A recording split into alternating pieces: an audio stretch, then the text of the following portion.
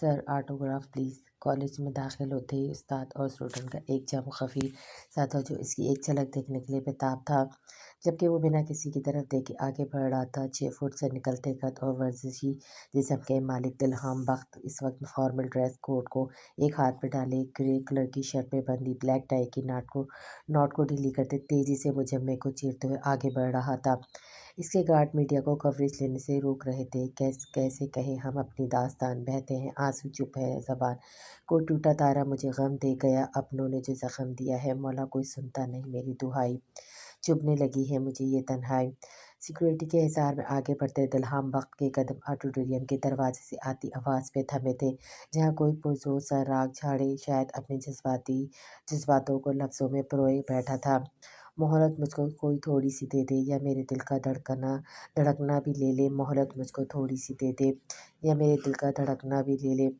मोहलत के लिए की जाने वाली फरियाद की तकरार दिल्हाम को अजीब से एहसास में मुब्तला कर रही थी। वो इस परिवेश का चेहरा देखना चाहता था जिसकी आवाज़ में ज़माने भर का दर्द बोल रहा था। बेगानी अंदाज में इसके कदम इस आवाज़ की तरफ बढ़ने लगे थे। अपने पीछे बढ़ते गार्ड को हाथ का इशारा करते वहीं रोका था। रफ्ता रफ्ता टूट रही है सारी जंजीरें, बन के फिर क्यों रूठ गई मेरी तकदीरें। दिल्हाम इसके सामने आ रुका था, जो खुद में मगन आंखें बंद किए अपने दोहराए लफ्ज़ों की तकरार कर रही थी, जबकि इसके इर्द गिर्द बैठे लड़के झुंडों की जैसी आवाज़ के साथ साथ इसके दिल अवेज चेहरे को तके जा रहे थे। रेत की दीवारों से हाथ की लकीरें। दिल्हाम ने बेसाख्ता बदमुट्ठी को खोले हाथों की लकीरों को देखा जो इसकी तरह उलझी सी थी, जबकि इसका रवां रवां समात बने इसे मज़े सुनना चाहता था। मुझ पे हंसती हैं खुशियाँ दिल मेरा चीरे। दिल्हाम को दिल की चुभन बढ़ती हुई महसूस हो रही थी, जाने क्यों ऐसा लग रहा था वो लड़की इसकी ही ज़ात पर मजाक कर रही है। अभी कुछ देर पहले की इसे सुनने की चाहत मधुम पड़ी थी, जबकि कोई भी इसकी तरफ मुतवज्जा नहीं था। दिल्हाम लंबे लंबे डग भरता वहाँ से निकलने लगा था। कोई ना पूछे मुझसे मेरे दिल की तन्हाई कितने टुकड़े में है बिखरी मेरी हर जाई। दिल्हाम का आगे बढ़ने का रास्ता मुश्किल पड़ा था। इसे फर्श पे बिखरे कांच और इन पर मुंजमद खून का रंग नजर आ रहा था। इसकी आंखें वहशत से सुर्ख पड़ने लगी थी। क्या सितम है, सुनता नहीं कोई दुहाई, मुझको मेरे गम से दे कोई रिहाई। वो तेज तेज कदमों से वहाँ से दूर जा रहा था। न जाने इसके अंदर की वहशतें इसका पीछा क्यों नहीं छोड़ती थी। Shoot her next time, I don't want to hear her voice. चेहरे पर ज़माने भर की सख्ती सजा इसने अपने गार्ड को हुक्म दिया था, जो नासमझी से अपने अखड़ मिजाज मालिक को देखते मकसर हिलाकर रह गया था। वीसीबी के रूम की तरफ बढ़ते एक बार फिर वहशत निगाहों ने ऑडिटोरियम पे निगाह की थी, जहाँ से कुछ स्टूडेंट बाहर आ रहे थे। That's amazing, Anna. You are voice really so thick the soil.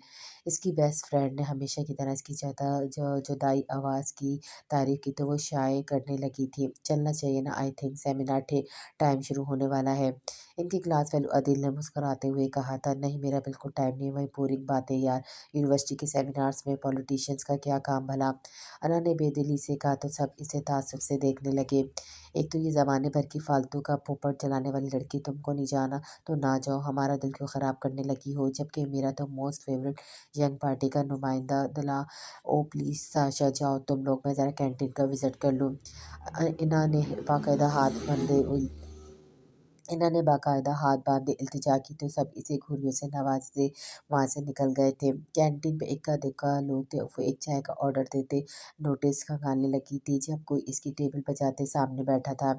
हाय स्वीटी, तुम नहीं जा रही सेमिनार में, हालांकि तुम्हारी फील्ड है ये। सामने बैठे शख्स ने इसे चढ़ाया था। मेरी तो नहीं, आपकी ज़रूर है मिस्टर दुरेद, और आपका तो वही ऐसा है ना। सो वो शान अश्काय फिर से नोट्स पे नज़रें जुमाए बैठी थी। तभी हाँफते काँपते कश्यप वहाँ आई थी। वो वीसी साहब स्टूडेंट ऑफ द ईयर भी अनाउंस करने लगे। कॉमर्स डिपार्टमेंट से तो तुम्हें वहाँ होना चाहिए था। वो उसका हाथ पकड़े खींचने लगी तो तोहन करन इसे भी उठना पड़ा था। सेमिनार के इख्तिताम में इलाहाबाद के साथ मुख्तलिफ शोबे के लोगों को अवार्ड्स भी मेहमान ने खुसूसी से दिलवाए जा रहे थे, जब वो अपने नाम पर पूरी तरह चौंकी थी। स्टूडेंट ऑफ द ईयर इसके नाम से अनाउंस किया जा रहा था। वह मुश्किल अपने दिल की धड़कनों पर काबू पाए स्टेज पर आई थी। Now we'll invite our special guest to present this award shield to Anna Dilawar. Stage پہ موجود آرگنائزر نے دلہام بخت کو بلایا تھا۔ اس ایوارڈ شیلڈ کے ساتھ ایک سفید بیج اٹیچ کیا گیا تھا جہاں انہیں اسٹوڈنٹ کو گڈ وشز وغیرہ لکھنی تھی۔ دلہام ان مومی آنکھوں کے بل خم میں مکن اس سفید پرچے پہ اپنے لفظ لکھنے لگا تھا: وحشت از کشا، ایک مختصر سی تحریر پرشین میں لکھتے ہوئے شیلڈ اس کی ہاتھ پکڑوائی تھی جسے اس نے لرزتے ہاتھوں سے لیا تھا اور بھولے سے بھی نگاہ اس مہمان گرامی کی طرف نہیں کی تھی، جبکہ دلہام کی نظر اس کے چہرے سے ہٹ ہی نہیں پا رہی تھی۔ انہوں نے دھڑکتے دل کے ساتھ سامنے موجود اپنے فرینڈز کو دیکھا اور مختصر انداز میں تھینک یو اسپیچ کرتے اسٹیج سے اتر آئی تھی۔ ہاؤ لکی یو آر، تمہیں دلہام وقت کے ہاتھوں ایوارڈ لینے کا موقع ملا ہے، سڑیل لڑکی، ہینڈ شیک تک نہیں کیا تم نے۔ کالج کے برآمدے کو کراس کرتے ہوئے دلہام کے قدم اس کے جواب کو جاننے کے لیے مدھم پڑے تھے۔ انا دلاور ہر ایرے غیرے سے ہاتھ نہیں ملاتی، کیا ایک ادا سے کہتے اس نے مصنوعی انداز میں بال جھٹکے تھے۔ دلہام جبڑے آپس میں سختی سے ٹکرایا جبکہ مٹھیاں بیجی تھی، اسے نہ جانے کیوں یہ آواز اپنی قید میں لینے لگی تھی۔ اس نے ایک بے بس نگاہ اس پری چہرے پہ ڈالی جو لڑکیوں کے جھرمٹ میں شانت تمراغ سے کھڑی تھی۔ دلہام شان بے نیازی سے چلتا وہاں سے ہٹتے ہی اپنی گاڑی میں جا بیٹھا تھا۔ آنکھیں موندے نشست سے پوچھ لگائی تو ایک چہرہ پورے حق سے آنکھوں کی جلمٹ پہ اترا تھا۔ اس نے فوراً سے آنکھیں کھولی۔ انا ہر ایرے غیرے سے ہاتھ نہیں ملاتی، آج کے دن کی سوغات شاید اس کی آواز ہی تھی۔ آگے لڑکی کو کوی صاحب نے اپنی 1.5 انچی اینک کے اوپر سے جھانکتے اسے دیکھا۔ جی سر، وہ اپنا بیگ اپنی ٹیبل پر رکھتے 80 سالہ سے اپنے باس کو دیکھتے ہوئے مصنوعی مسکراہٹ سجائے مسکائے۔ تو کیا رہا آج کا دن، کوئی بڑی خبر؟ چشمش کے اوپر اٹکی نگاہیں اب اس کے نیچے سے اخبار سے لپٹ رہی تھی۔ انا کو سمجھ نہیں آئی کہ یہ سب دیکھتا کس اینگل سے ہے نا انا دلاور کو best student of the year کا ایوارڈ ملا ہے۔ وہ بیگ سے اپنی شیلڈ نکالے انہیں دکھانے لگی پر انہوں نے ہاتھ کے اشارے سے منع کیا تھا۔ ایک انٹرویو کے لیے جانا ہوگا تمہیں، آفس کی گاڑی ریڈی کھڑی ہے۔ پان چباتے اپنے باس کو خوف زدہ سے انداز میں دیکھا۔ میں کیسے انٹرویو لے سکتی ہوں؟ میں تو صرف پرنٹر آپریٹر ہوں نا۔ کوی صاحب کی آنکھیں پھر سے اینک سے جھانکنے لگی تھی۔ اس مہینے کی سیلری لینی ہے یا نہیں تمہیں؟ انا کی آنکھیں مکمل کھلی تھی۔ بڈھا سٹیا گیا ہے انا، مریا جی، انٹرویو تو کرنا ہی ہوگا تمہیں، پر باہر ڈرائیور سے کہو تمہیں بخت حویلی لے کے جائے۔ کوی صاحب کی بات پر اس کا دل چاہ رہا تھا بڈھے کی آخری 2-4 سانسیں بھی چھین لے جو اس کی عمر اللہ اللہ کرنے کی تھی۔ اس میں بھی وہ دوسروں کو ذلیل کر رہا تھا، پر اکلوتی نوکری بھی تو پیاری تھی جو بامشکل ہاتھ لگی تھی۔ پر سر وہ ہے کون؟ دلہام ایک نام ہی کمبخت ایسا تھا کہ زبان پہ آئے نہیں دے رہا تھا۔ موبائل سرچ کرو، پولیٹیشین ہے، ابھی 1 ہفتے پہلے ہی سلیکٹ ہوا ہے۔ سرسری انداز میں اس کا تعارف دیتے وہ پھر سے ہاتھ میں پکڑی فائل پہ جھک گئے۔ اللہ اللہ، بوڑھے بابا جانے کون سے سیب سلائی کر رہے ہیں۔ اور سن لو، کل کے اخبار میں دلہام بخت کا انٹرویو چھپنا ضروری ہے، اس لیے جب ہاتھ میں پرچہ تھاما ہو تبھی آفس آنا ورنہ نہیں۔ وہ ہکا بکا کوی صاحب کو دیکھ رہی تھی۔ وہ پاؤں پٹکتے باہر آئی تھی۔ کہاں یہ بخت حویلی؟ اس نے پھاڑ کھانے والی نگاہوں سے ڈرائیور کو دیکھا۔ جی بس یہیں، شہر سے 2 گھنٹے کے فاصلے پر۔ ڈرائیور کی بات سنتے وہ جھنجھلاتی ہوئی گاڑی میں بیٹھی۔ پوری رات سے دماغ اس ایوارڈ میں ہی رہا تھا جو اسے اپنے بابا کو دکھانا تھا، پر قسمت کی آوری جو رات گئے ہی شاید گھر پہنچنے والی تھی تب تک بابا نے سو جانا تھا۔ انہی سوچوں کی گرداب میں اس نے 2 گھنٹوں کا سفر طے کیا تھا اور آفس کی گاڑی ایسی تھی کہ اس کے جسم کا ایک ایک حصہ دکھنے لگا تھا۔ بیرونی گیٹ کی آئینی مضبوطی کو دیکھتے ہوئے اسے کسی قدیم راجہ مہاراجہ کی حویلی ہی لگ رہی تھی۔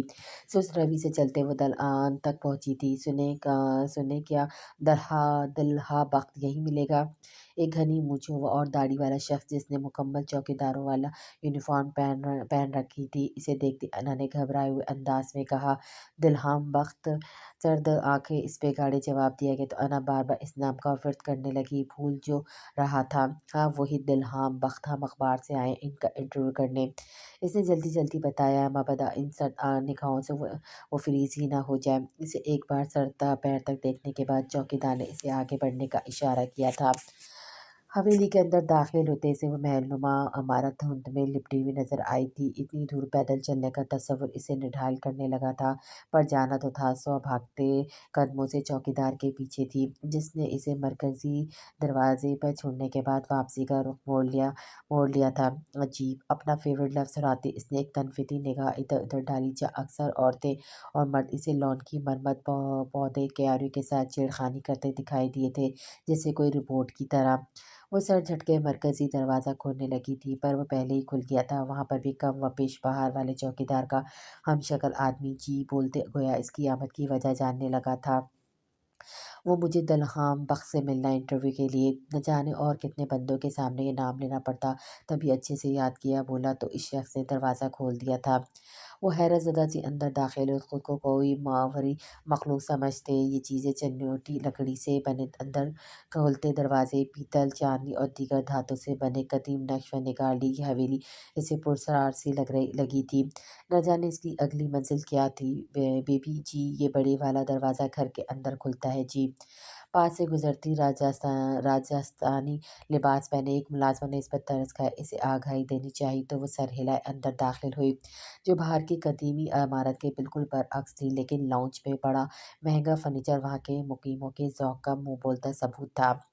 हवेली में दाखिल होती अना का दिल घबराया सा था। अब तो जान गई थी कि लबों पे अटकी नज़र आई। ये सुर्ख दीवारें, चुन्नोटी लकड़ी से बना मजबूत दरवाज़ा सब कुछ देखा देखा सा लगा था, पर कहाँ।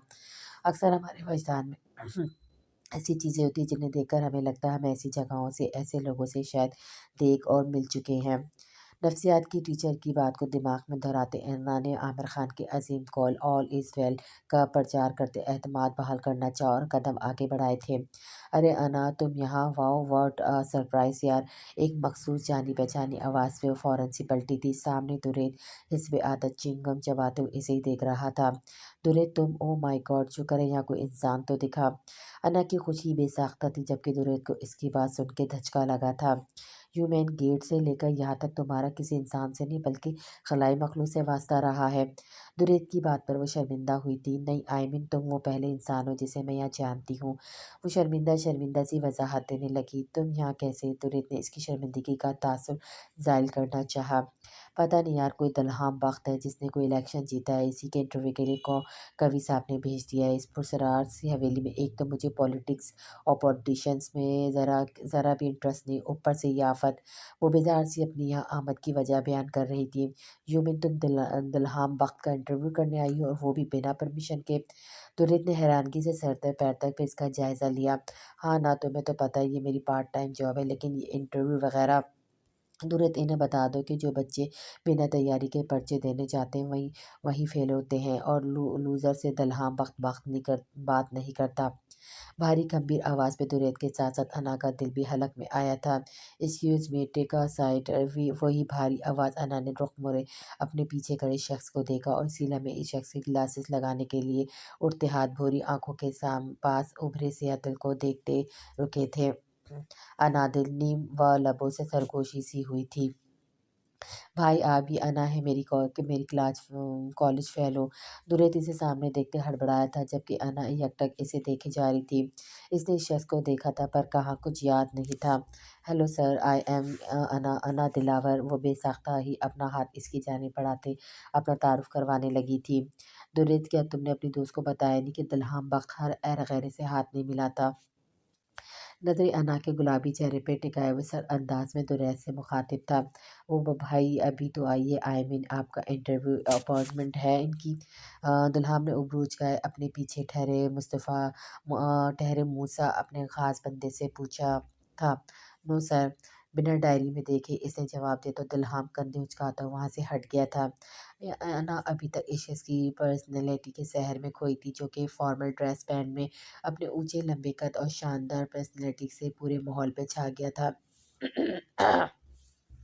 जब दुरैत ने इसके सामने चुटकी बजाते इसे होश में लाया। क्या बंदा है यार ये दलहाम बख्त, आई एम इम्प्रेस्ड। अना ने नीम सरगोशी में कहा तो दुरैत का कहकमा बेसाख्ता था। वो हड़बड़ाते हुए खौफ से जागी। क्या है? मतलब तुम इनसे इम्प्रेस हो मोहतरमा, लेकिन अफसोस के साथ आज आप इनका इंटरव्यू नहीं ले पाएंगी। आप वैसे भी तो तुम्हें ज़बरदस्ती भेजा गया, तो better luck for next time. दुरैत हल्का फुल्का अंदाज अपनाए से व्यक्ति की गहरी नींद से जगाया था। नो नो, इट्स नेसेसरी, मुझे इनका इंटरव्यू लेके जाना है वरना मेरी पे कट जाएगी। दुरैत प्लीज़ कुछ करो। सारा शहर उड़न छू हो चुका था, जबकि पे के लाले पड़ने लगे थे। اب تو بہت مشکل ہے، اب تو وہ آؤٹ آف اسٹیشن جا چکے ہوں گے وہ، یا شاید ڈیرے پہ، بٹ جب تک اپائنٹمنٹ فکس نہیں ہوگی وہ تو کسی سے نہیں ملیں گے۔ درید کی باتوں سے اسے سخت اہانت کا احساس جاگا تھا۔ کیا مطلب اپائنٹمنٹ، یہ کوئی تمیز تھوڑی ہے نا، ایک بندہ اتنی دور سے چل کے آیا تو کم سے کم اس کا احساس کر لے۔ تمہیں نہیں پتا وہ کبھی بڈھا یہ گاڑی کا پیٹرول بھی میری جیب میں ڈال دے گا۔ انا نے اس کے سامنے مجبوریوں کا رونا رویا تو درید کی ہنسی چھوٹ گئی۔ ریئلی انا، یو آر ان بلیویبل، تم ہنس رہے ہو؟ میری جان سولی پہ اٹکی ہے، بتاؤ میں کیا کروں؟ کیا جاتا ہے تو باتیں بتاتے تھے اپنے بارے، بیوی بچوں سے بھی اپائنٹمنٹ لے کے ملتا ہے کیا؟ وہ پریشانی سے درید کو دیکھتے ہوئے بولی، ہاں ایسا کرو، خود سے لکھتے ہو، وہ تو اب ہاتھ آنے والے نہیں۔ درید کی ہنسی نہیں رک رہی تھی، لیکن انا کے شیطانی دماغ کو ایک ایک دے گیا تھا۔ وہ دل میں اس آئیڈیا پہ مجبور ہوئی تھی۔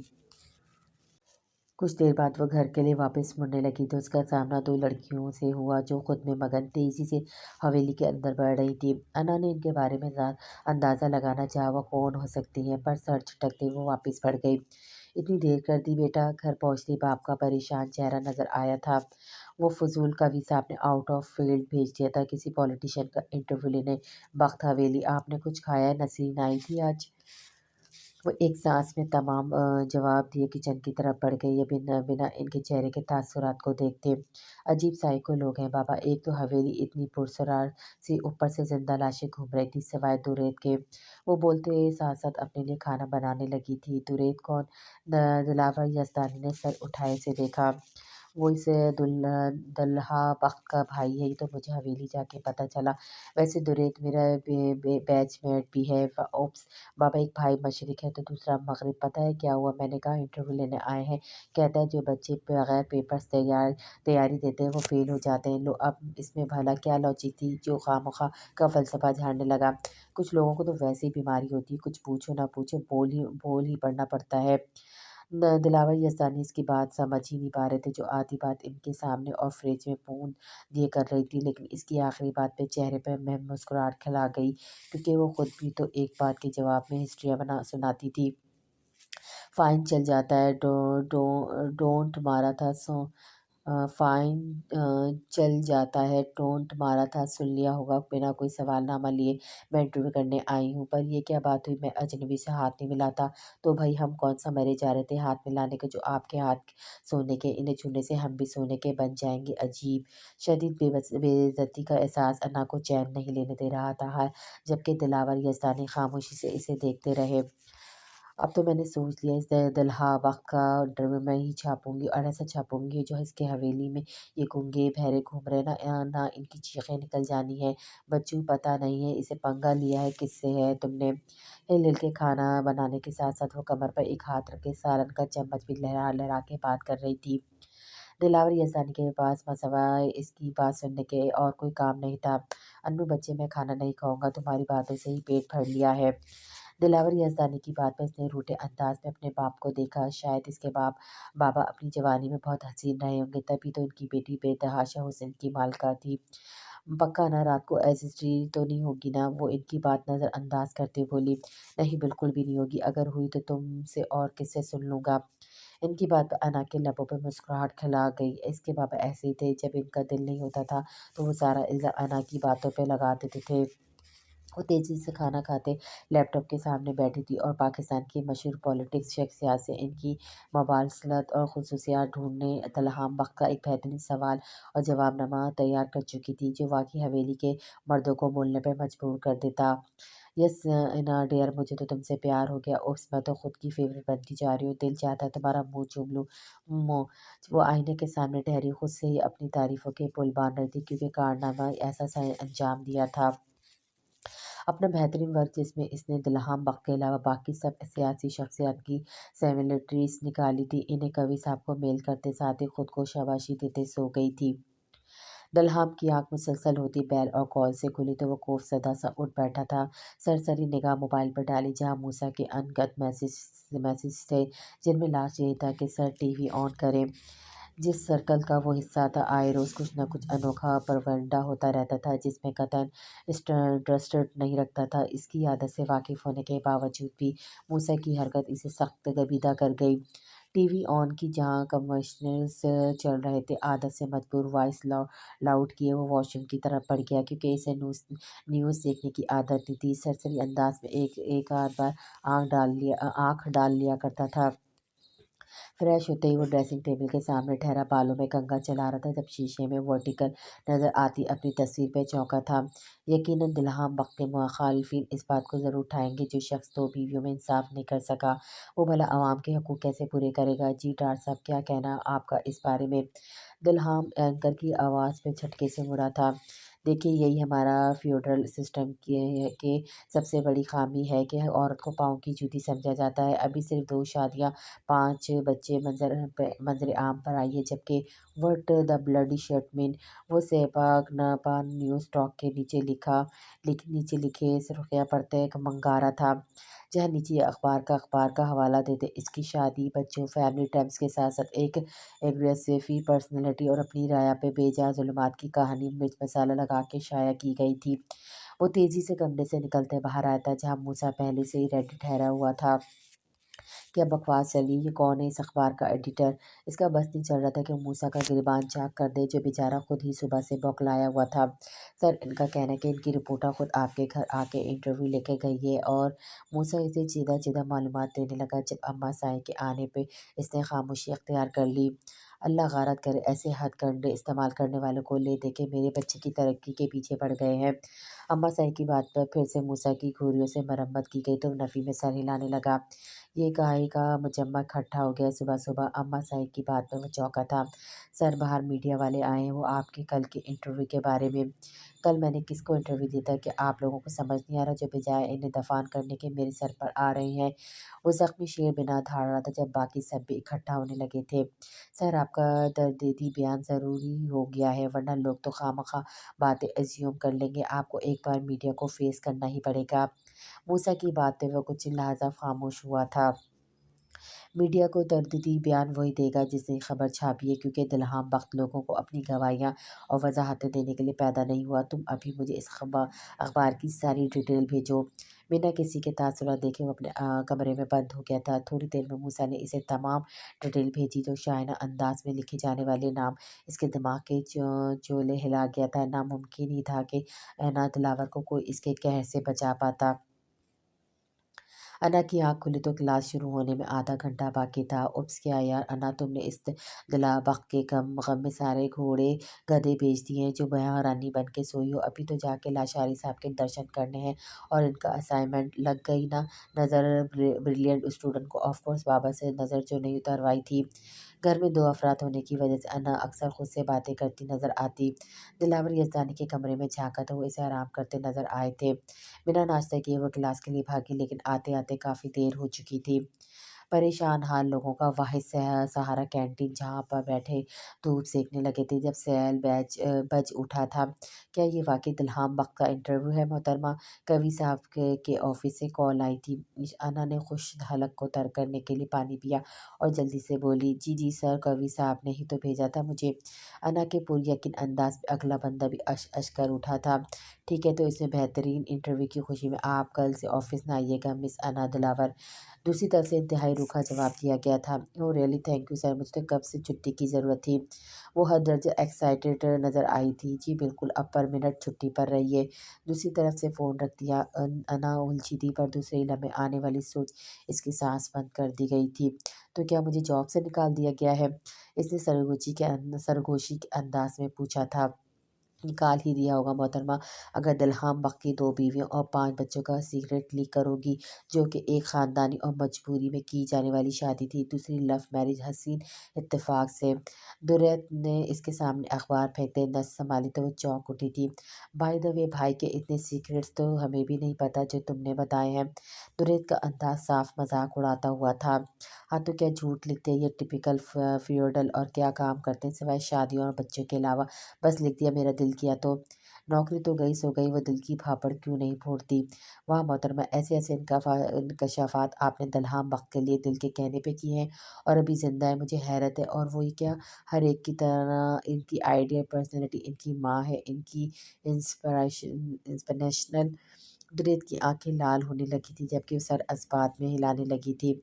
हाँ तो सबकी होती है बचपन से तो, पर इनकी नहीं है मिस इनाद इल्हाम भाई की ज़िंदगी तकून पे नहीं हकीकत पे चलती है और तुमने गलत बयानी से काम लेते खुद को पताल में धकेल दिया क्योंकि दिल्हाम बक को ज़िंदगी में दो चीज़ों से नफरत है, एक इनकी माँ और दूसरा झूठ से, और इन्हें दो चीज़ों पे तुमने अपनी फजालत झाड़ी है। जुनैद की आंखों का सर पर इसे एक लम्हे को सहमा गया।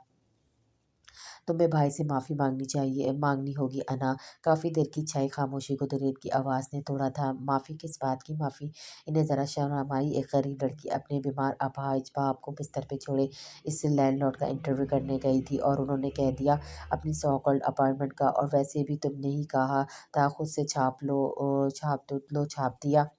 तुरंत इससे बात करके पछताया था। वो यकीन नहीं करना चाहता था इस जैसी इंटेलिजेंट लड़की ने इसके मजाक को संजीदा लिया था। Go to hello.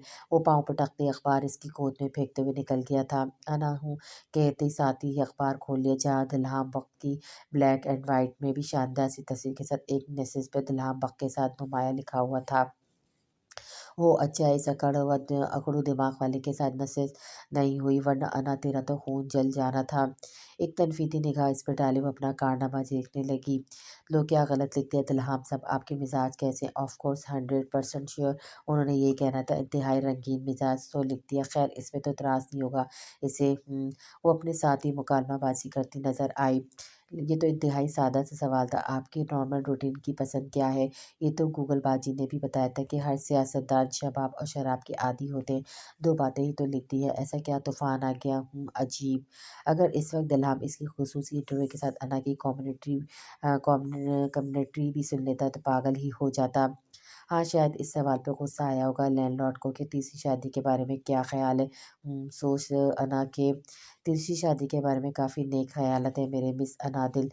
करीब कहीं से आवाज़ आई थी, हाँ ऐसा ही कुछ लिखना था अना डफर, और तुमने क्या लिख दिया? पहले दो में से किसी एक के मरने पर करूँगा। अनादिल शायद किसी ने ऐसा कुछ कहा था। अना के शुरू के पर्दे बेदार हुए तो इसने सर उठाए सामने वाले को देखा जैसे सख्ती से जबड़े भीजे वो इसे खा जाने वाली नज़रों से देख रहा था। ओहो अना, होश कर, दिन में तारे नजर नहीं आते ऐसे ही दिल्ला बख्त इतना लच्चड़ बंदा नहीं लगता जो ज़रा सी इंटरव्यू की जरा करने पर यहाँ पहुँच जाए। अना ने दोनों हाथ उठाए अपना चेहरा थपथपाया। इसकी सरगोशी इतनी बुलंद जरूर थी कि सामने वाला आसानी सुन सकता था। दिल्हाम ने टेबल पर पड़ा पानी का भरा हुआ गिलास इसके मुंह पर उछाला था। वो झटके से खड़ी हुई थी। वो इसकी ज़हनी इक़रार नहीं बल्कि हकीकत में बानफ्स नफीस वहाँ मौजूद था। तुम I mean sir no mister Dilham आप यहाँ। वो बार बार अपनी बात को डिनाई करते हड़बड़ाते हुए दिल्हम के माथे की बल बढ़ा रही थी। ऑफ कोर्स मैं अनादिल ये लेक्चर बंदा हद दर्जा इमेज कॉन्शियस भी है। वो फनकारते हुए अंदाज में इससे मुखातिब था। अना अना दिलावर नॉट अनादिल कैसे सियासतदान है आप? चार हरूफ याद नहीं हो सकते आपसे? अना जबकि अनादिल 5 हरूफ पे मुश्तमिल है। ओह दलाम मैं भी तो 5 मूसा।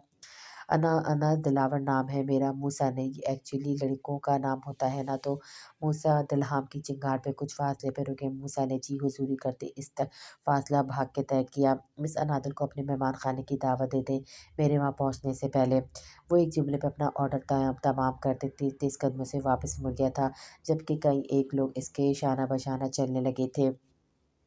चले मैम, मूसा सर झुकाए मुअद्दब अंदाज में बोला था। क्यों चले भाई? जब आए थे तब तो आपके लाड साहब को बगैर अपॉइंटमेंट मिलना गवारा नहीं था, तो अब इसे अपना दिलावर से अपॉइंटमेंट लेनी पड़ेगी। जाके बता दो इन्हें।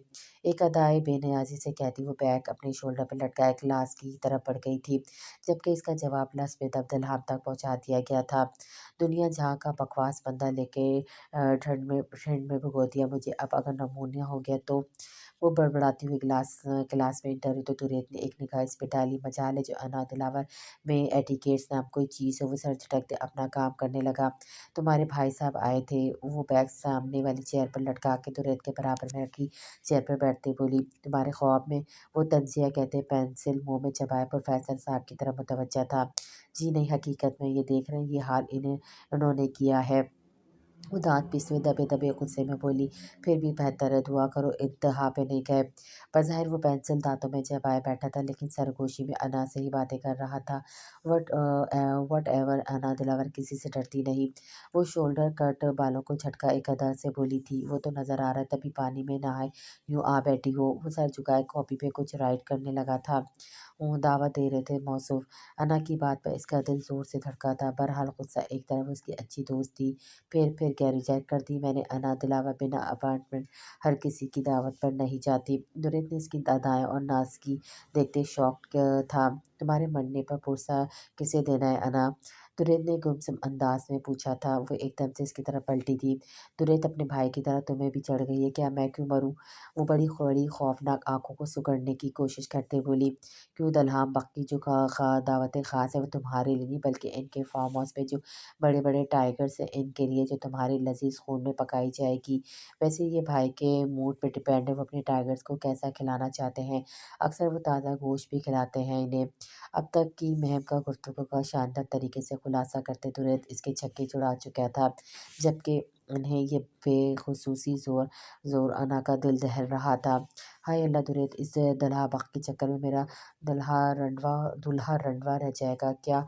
रोहानसी सी पूछ रही थी। No whispering class. शायद अना की आवाज़ कुछ ज़्यादा ही ऊंची हो गई थी। इस तरह तो होता है इस तरह के कामों में। तुरैत इसकी हालत से खस उठाते हुए बोला था, तुरैत अना get out of class. Professor की निगाह इन पर पड़ी तो बिना रियायत इन्हें क्लास से जलावतनी की सज़ा सुनाई। वो जी जैसे तैयार थी, फ़ौरन उठी थी, जबकि इसके भागने की वजह से दुरेत भी शर्माई ना हुई थी।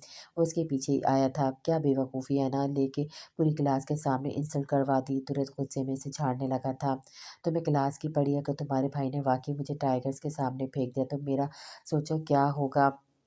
उल्टा चोर को कुताल को डाँटने लगी थी। बताया तो माफ़ी माँग लो। दुरेत ने इसे बेदार से निगाह इर्द-गिर्द डाली। एवें ही माफ़ी माँग लूँ? इसकी अना जागी थी। तो फिर भाड़ में जाओ बेवकूफ़। वो इसे आँखें दिखाते वहाँ से चला गया। वैसे भी रुकने का कोई ख़ास फ़ायदा नहीं था। वो भी बददिल से बाहर निकली थी जब एक गाड़ी इसके सामने आकर रुकी। सामने मौजूद शख्सियत को देखते इसका ऊपर का साँस और ऊपर और नीचे का नीचे ही रह गया था। बिना कोई तमाशा लगाए गाड़ी में बैठे दिल्हाम की होशरुबा आवाज़ इसके वाक़ई होश उड़ गई थी। वो मैं एक कॉल कर लूँ? दुरेत ने पूछा था कि मेरे मरने में पुरसा किसे देना है तो इसे बता दूँ?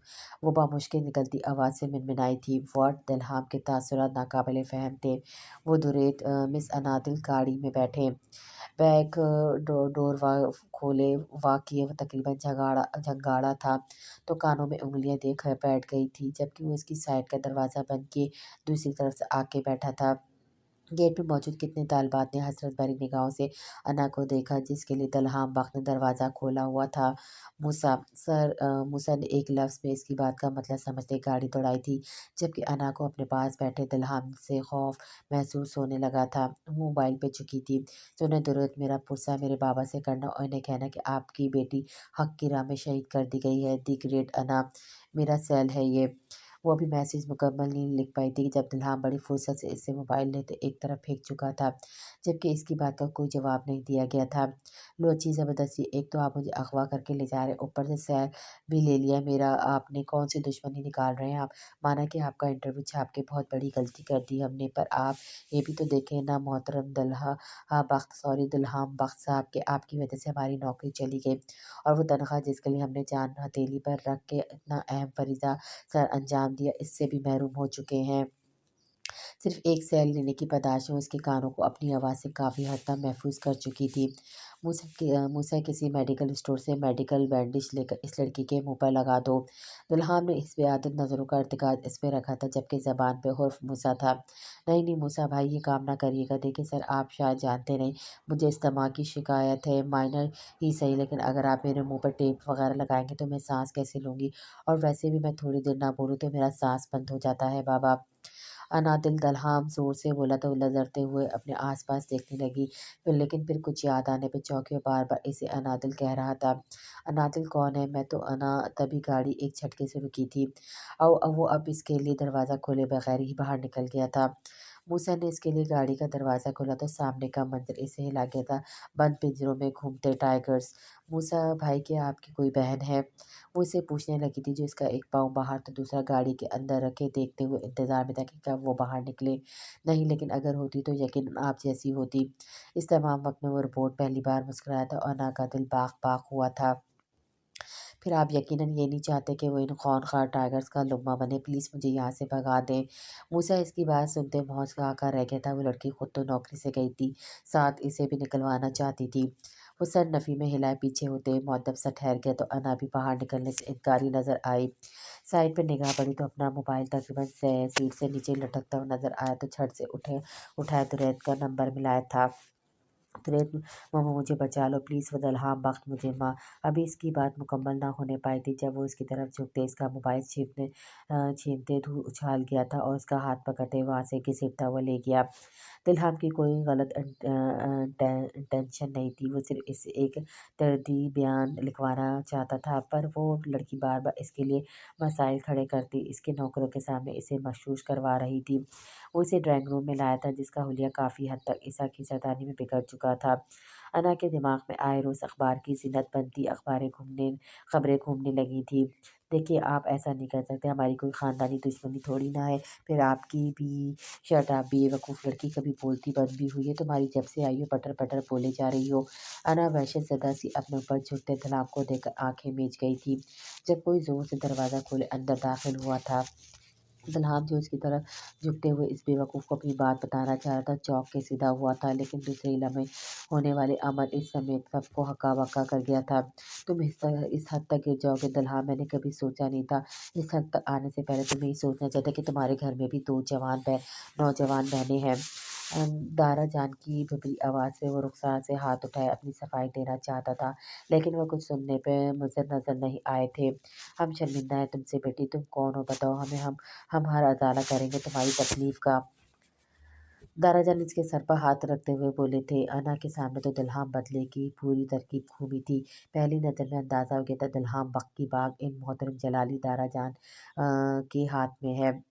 आँखें बरसाती नाला बनी थी। मम मुझे इंसाफ चाहिए, उन्होंने मेरे साथ अना की रोती हुई हिचकी बनती थी जबकि इसकी सांस अटकने लगी थी जब तुरंत चौंका था। भाई, वो अना को इस्तीमा है। घबराहट इसके चेहरे पे वाज़ेह थी जबकि अना को सांस लेने में दुश्वारी हो रही थी। दल्हाम इसे कहर बरसाती निगाहों से देखने पे कोई नरमी नहीं लाने वाला था। दुरेद ने मूसा से इसके बैग का पूछा। वहाँ इनहेलर और टैबलेट्स मौजूद थी। वो लाते साथ इसने अना का बिगड़ा तनफ़ुस बहाल किया था। दल्हाम खामोश तमाशाई बना इस लड़की की वजह से एक बार फिर होने वाली तज़लील देख रहा था। इंसाफ तो ज़रूर ही मिलेगा इस बच्ची को। मूसा, काज़ी को बुलाओ। दारा जान की बात पर सब सन्नाटे में आए थे और वो अभी तक रोने में मशगूल नज़र आई थी। इस बात से अनजान के दारा जान इसके लिए क्या फ़ैसला ले रहे हैं। काज़ी क्यों? दिल्हाम के माथे पे बल पड़े थे। शायद तुम भूल रहे हो कि शाह बख्त की हवेली की इज़्ज़त की चादर समझी जाती है और तुम इनके सपूत होते किसी की इज़्ज़त भला कैसे दाँव पे लगा सकते हो? दाराजान की आवाज़ पे सूं-सूं कर दी। अना ने भी सर उठाया। इसे दी ग्रेट दाराजान बहुत अच्छे लगे थे जो इस घमंडी शख्स की मुसलसल क्लास ले रहे थे। तो दाराजान तो अभी और इसी वक्त इस लड़की से निकाह करोगे, वरना हम मूसा या दुरेद में से इसका इंतखाब का हक रखते हैं। दाराजान की आवाज़ पे गहरा सन्नाटा छाया था जब अना होश में आई थी। नो वे, ऐसा कभी नहीं हो सकता। जिस शख्स की ऑलरेडी 2 बीवियाँ और बच्चे हों, मैं कैसे किसी ऐसे शख्स से शादी नहीं कर सकती जहाँ ये भी पता ना हो कि आप कौन से नंबर वाला नमूना बनने जा रहे हैं। अना ने एतराज़ात की तरजुवियात पेश की तो दिल्हाम बख्त मज़ीद सदमे का शिकार हुआ था। इसकी डार्क ब्राउन आँखें हैरत से फैलती जा रही थीं जबकि अना तो इन आँखों के रंग से आशियाना ही ना थी जैसे ये क्या हाँ, अगर आप ये समझ रहे हैं कि इतने बड़े-बड़े डेले दिखाकर आप मुझसे निकाह कर लेंगे तो सुन लें दुल्हा वक़्त, अगर आप दुनिया के आखिरी शख्स भी हो तो आपसे शादी करने की बजाय मैं मौत को तरजीह दूँगी।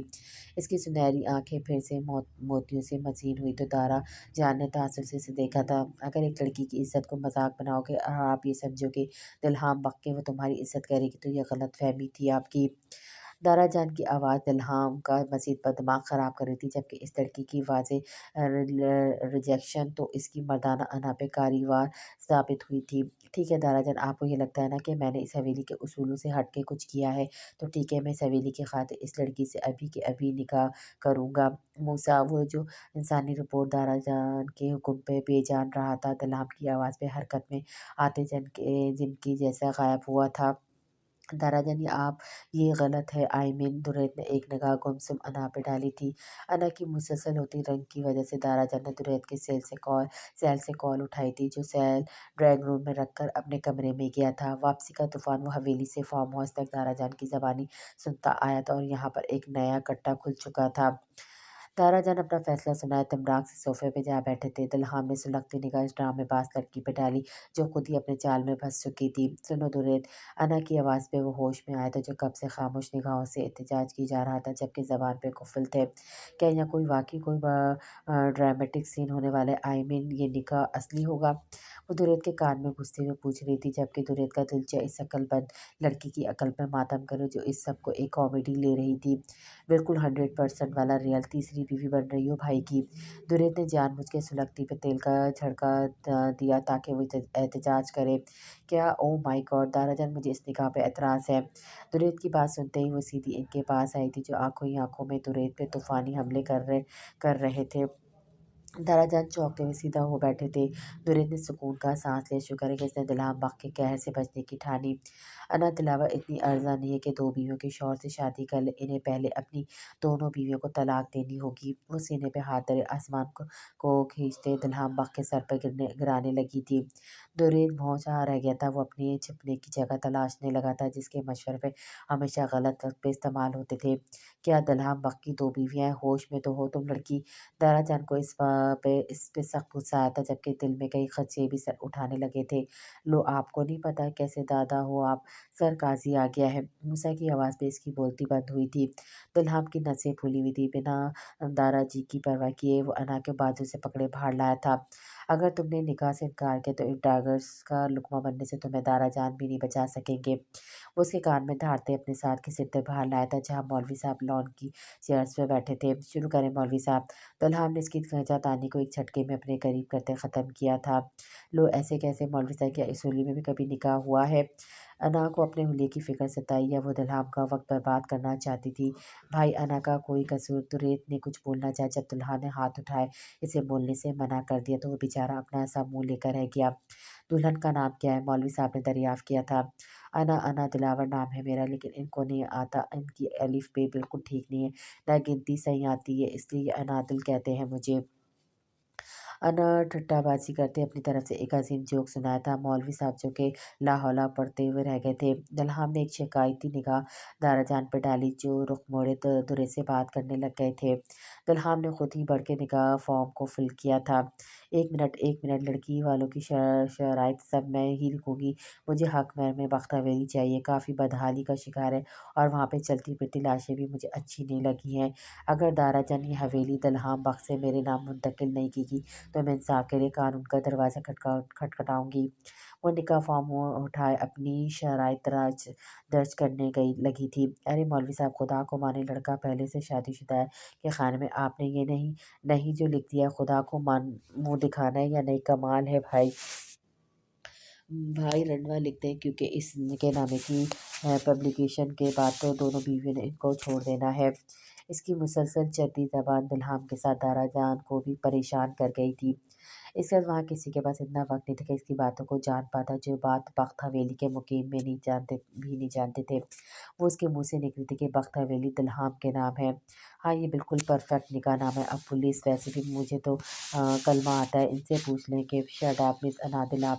دیکھا میں جو کہتی تھی نا کہ ان کو میرا نام تک نہیں آتا۔ اور انا اس وقت درید ہی واحد انسان تھا جو دلہام بخت اور دارا جان کو سب کے سامنے شرمندگی سے بچا سکتا تھا، تبھی اس کا ہاتھ تھامے ایک سائڈ پہ لایا تھا۔ یا تو تمہیں اس نکاح سے انکار کر دینا چاہیے یا پھر بکواس بند کرنی چاہیے، وہ دبی دی آواز میں چیخا تھا۔ لو، کون سا نکاح ہو رہا ہے؟ یا تمہارے بھائی نے ان منحوس مارے ٹائگرز کی دھمکی دی ہے؟ تو ویسے درید زبردستی کا نکاح ہوتا تو نہیں ہے، میں تو دارا جی کا لحاظ کر رہی ہوں، بیچارے دیکھو کیسا دل ٹوٹا ہے نا ان کا اپنے پوتے کی وجہ سے۔ میں نے بزرگوں کو ایسے perfect match for each other. درید اس کی مزید گھور افشانیاں تاب نہ لاتے ہوئے پھر سے دلہام کے قریب آیا تھا۔ بیٹے جیسے میں کہہ رہا ہوں ویسے ویسے پڑھیں بسم اللہ۔ مولوی صاحب کی تکلیف میں زور شور سے 3 بار قبول ہے کہہ چکی تھی اور حیرت انگیز طور پہ نہ اس کا دل ہولا تھا نہ ہی کچھ اور ہوا تھا۔ دارا جان اب میں جاؤں پلیز، میرے جانے تک ان ٹائیگرز کو سنبھال لیجیے گا، گھر میں میرے بابا جان میرا انتظار کر رہے ہوں گے۔ وہ سرگوشی میں ان کے کان میں گھستے پڑے تو اس لڑکی کو سمجھنے کی کوشش کر رہے تھے۔ کچھ دیر پہلے وہ اپنی عزت کا سوال یہ سراپا اعتزاز لڑکی اتنے بڑے توقع کو واقعے کو نوٹس نہیں لائی تھی۔ ہم درید اس بچی کو گھر چھوڑا اور ہاں بیٹی ہم کچھ دن تک آئیں گے، تمہارے بابا سے باقاعدہ اس رشتے کی بات کریں گے، گھبرانا نہیں۔ دارا جان اس کے سر پر ہاتھ رکھتے شفقت سے بولے تھے، یہ رکھ لو تم۔ درید نے ایک فارم اسے پکڑایا تھا جو اس نے خاموشی سے لے لیا تھا، پر گاؤں کی حدود سے باہر آتے وہ فارم ہوا کی زینت بنا تھا۔ لو یہ اڑ گیا نکاح۔ انا کا انداز مذاق اڑاتا تھا جبکہ درید کے پاؤں بے ساختہ بریک پہ پڑے تھے۔ گاڑی جھٹکے سے رکنے کی وجہ سے اس کا سر ڈیش بورڈ سے ٹکرایا تھا۔ کون ہو تم انا؟ انا دلاور بھی کچھ گھنٹوں پہلے ابھی تک لیکن اب مسز انا دلہام بخت بن گئی ہوں۔ انا نے واضح طور پر اپنا مذاق خود بنایا تھا۔ درید اسے دیکھ کر رہ گیا تھا۔ یو آر انبلیویبل انا، تمہیں یہ سب جوک لگ رہا ہے؟ You got married damn it, Dilham Bakht سے تمہاری شادی ہوئی ہے، جانتی ہو اس بے وقوفی کا انجام کیا ہے؟ درید اسے سخت سنانے پہ مصر نظر آیا تھا لیکن انا سننے کے موڈ میں نہیں تھی۔ درید ایک آئس کریم تو کھلا دو یار، تازی تازی تمہاری بھابھی بنی ہوں میں۔ انا نے اسے آنکھ مارتے ہوئے کہا اور درید کا پارا مزید چڑھ گیا تھا۔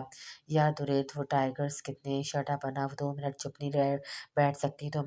وہ غصے میں اسٹیئر پر ہاتھ مارتے بولا تو انا چپ ہو گئی تھی لیکن اس کی سانس بند ہونے لگی تھی چپ ہوتے ہوئے ساتھ۔ ویسے درید کیا تم دلہا بخت سے جیلس ہو رہے ہو؟ انا کے سوال پہ وہ بھونچا کر رہ گیا تھا۔ بٹ میں جیلس وہ بھی بھائی سے، پر کیوں؟ درید حیرت سے اسے دیکھ رہا تھا۔ آف کورس یار، میں تمہاری دوست پر نکاح دلہا بخت سے کر لیا تو کہاں سے لاتی ہو تم اتنی سویٹنس انا امپریکٹیبل؟ درید لاچاری سے پوچھ رہا تھا۔ بس دیکھ لو اب ایک اور گھٹیا جوک بولا نا تو تم نے گاڑی سے پھینک دوں گا تمہیں۔ درید کی بات پر وہ سیٹ سے چپکی تھی جبکہ اس کی حرکت دیکھتے درید کا دل چاہے اسے اٹھا کے کہیں پھینک دے۔ اس کے گھر کے سامنے گاڑی رکتے ہی انا کے منہ کھولنے سے پہلے وہ گاڑی اڑا کے لے گیا تھا۔ سو آئی ہیون دلہام بخت ایک ادائے بے نیازی سے بال جھٹکتے ہوئے گھر میں داخل ہوئی تھی۔ آدھی رات کا وقت تھا جب انا کو اپنی سانسیں بند ہوتی محسوس ہوئی تھی۔ وہ بدحواسی سے اٹھ بیٹھی تھی لیکن سامنے موجود شخص کو دیکھتے ہوئے پوری جان سے لرزی تھی۔ وہ جانتی تھی کہ اس کے نکاح پہ شخص کا ریئیکشن شدید ہونے والا ہے لیکن اتنی جلدی وہ پھٹی پھٹی آنکھوں سے سامنے والے کو دیکھ رہی تھی۔ نکاح مبارک ہو نادر، لیکن یہ پوچھنا تھا کہ نکاح پہ نکاح کون سے مذہب میں جائز ہے محترمہ؟ اس کی بات سنتے انا کی آنکھیں خوف سے کپکپائی تھیں۔ نکاح اگر دوسری بار بھی ایک شخص سے ہو تو بالکل جائز ہے۔ وہ خود کمپوز کرنے کی کوشش میں لگی تھی۔ شٹ اپ ڈیم اٹ، وہ صرف زبان کا پاس تھا یا شاید میری سب سے بڑی بھول تھی؟ اس کی آنکھوں سے لپکتے شعلے انا کو بزم کر دینا چاہتے تھے۔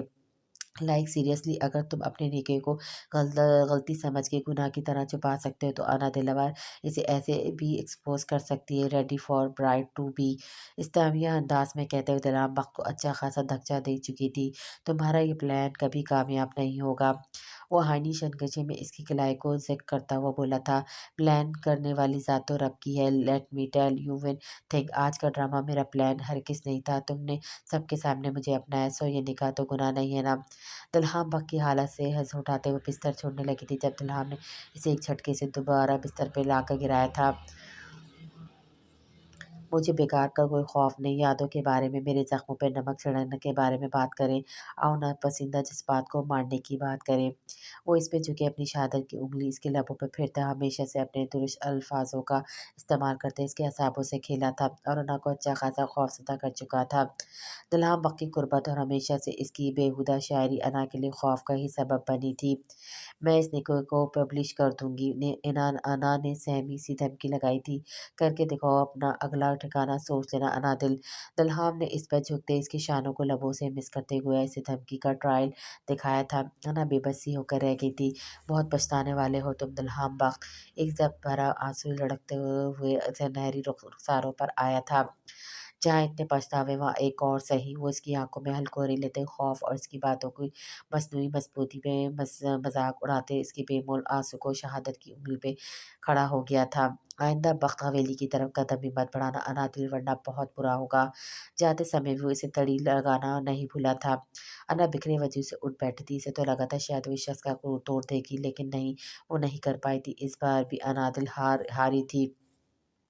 सुलगती आंखों से दीवार पे चिपसिया तहरीर को देखा, जो खौफ के बोझ में एक और बार का इजाफा था। बार हमारे कंधों पर कुछ नहीं भरा हुआ है, कोई शिकायत नहीं कर रहा, हमारे पागल दिल का मुजरिम। अना दोनों हाथों में चेहरा छुपाया एक बार फिर से रो दी। इन पहेलियों को सुलझाना इसके बस में नहीं था, लेकिन एक काम था जो इसके बस में था। वो थी नफरत, जो इसे दिलाम बख्श के नाम से मंसूब होते ही हो गई थी। रोड पे तेजी से गाड़ी दौड़ाते दिलाम बख्श के दर्द लड़की एक बार फिर से वो जगा चुकी थी। इसने गुस्से की ज्यादती से हथेली डैशबोर्ड पर मारी, जहाँ कोई नुकीली चीज जख्म करते खून की गहरी लकीर छोड़ रही थी। दिलाम हथेली को देखे जा रहा था। दूर कहीं एक पंछी की पुरसोच आवाज की गूंज सुनाई देने लगी थी। रेत की दीवारों से हाथ की लकीरें मुझ पर हंसती खुशियाँ थे। दिल मेरा चीरे, कोई ना पूछे मुझसे मेरे दिल की तन्हाई कितने टुकड़ों में बिखरी मेरी हर जाई। जिंदगी को गाड़ी को ब्रेक लगा। इसने ढाल से वजूद का वजन स्टेयर पर मुंतकिल किया था। इसने तो कभी अनादिलावर की तरह मोहलत की भी फरियाद नहीं की थी। नसों पे पड़ता जोर शरियानों की फट जाने का वहम डाल रहा था।